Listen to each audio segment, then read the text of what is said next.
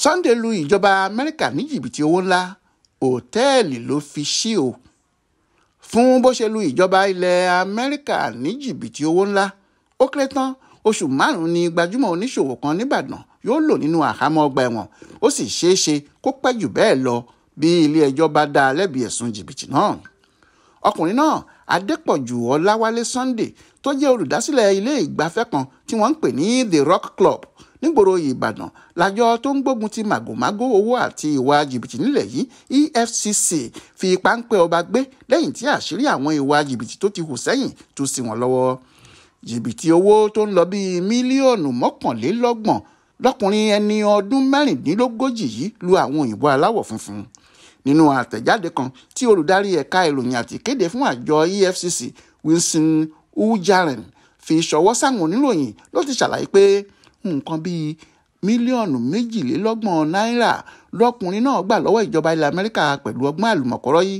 Ìjọba ilẹ̀ Amẹ́ríkà máa ń fún àwọn ọmọ orílẹ̀-èdè wọn lówó ìrànwọ́ ìyẹn lásìkò àjàkálẹ̀ àrùn kòrónà. Sunday náà wá ṣe ayédèrú ìwé láti fi hàn ìjọba orílẹ̀-èdè náà pé ọmọ bíbí wọn lòun náà ń ṣe o.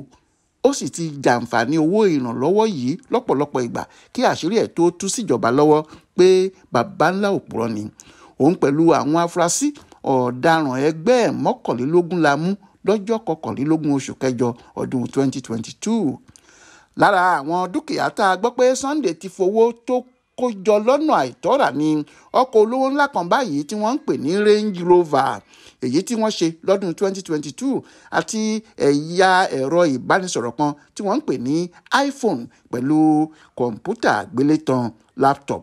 Lẹ́yìn tí àjọ EFCC ti gba gbogbo dúkìá tó fowó èrú kó jọ wọ̀nyí lọ́wọ́ ẹ̀ ni wọ́n pe òun pẹ̀lú àwọn afurasí ọ̀daràn ẹgbẹ́ ẹ̀ lẹ́jọ́ sílé ẹjọ́ gíga ìjọba àpapọ̀ tó wà ní Ring Road nìbàdàn.